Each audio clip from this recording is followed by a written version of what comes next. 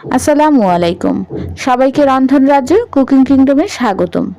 আজকের রেসিপি হচ্ছে নুন ঝুরি। তো নুন ঝুরি তৈরি করার জন্য কি কি উপকরণ লাগে চলুন দেখে নেওয়া যাক। এর জন্য আমি এ জায়গায় প্রথমে বেসন নিয়ে নিয়েছি 1.5 কাপ পরিমাণ।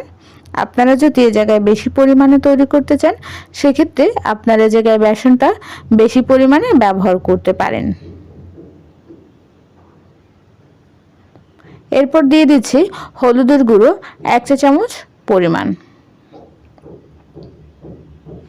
দিয়ে দিচ্ছি মরিচের গুঁড়ো 1 চা চামচ পরিমাণ,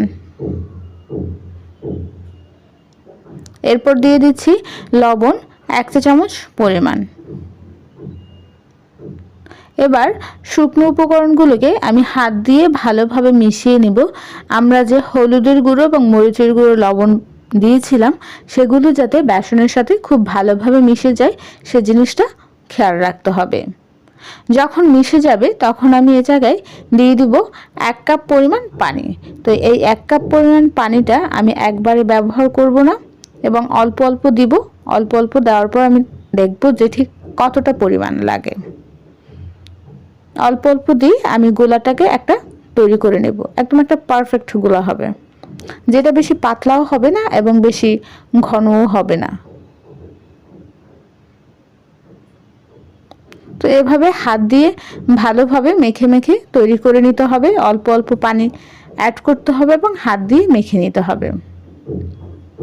ঠিক এরকম একটা গোলা তৈরি হবে।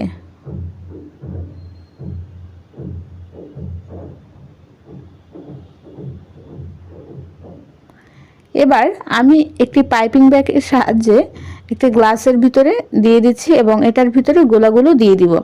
আপনারা এ জায়গায় চাইলে বোতলের সাহায্যেও করতে পারেন অথবা পলিথিনের সাহায্যেও করতে পারেন। বোতলের সাহায্যে করতে চাইলে আপনার বোতলের মুখটা ছিদ্র করে নেবেন, তারপর হচ্ছে আপনারা এটা করে নেবেন। আর আমি হচ্ছে এ জায়গায় পাইপিং ব্যাগের সাহায্যে করতেছি।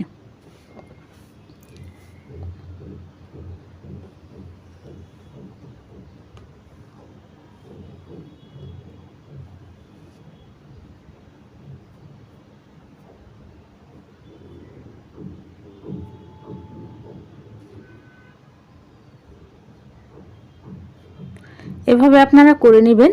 তারপর হচ্ছে সাইড দিয়ে একটু কেটে নেবেন। আগে থেকে আমি তেল গরম করে রেখেছিলাম, এখন আমি এটাকে ঘুরিয়ে ঘুরিয়ে বানিয়ে নিব।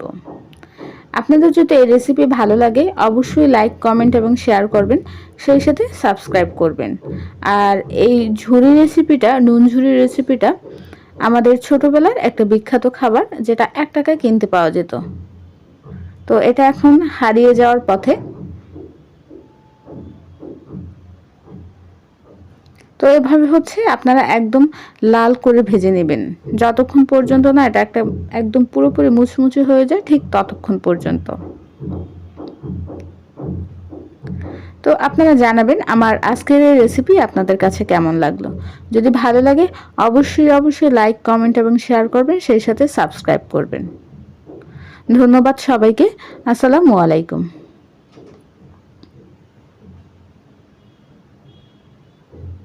এভাবে হচ্ছে আপনারা সবগুলো বানিয়ে নেবেন।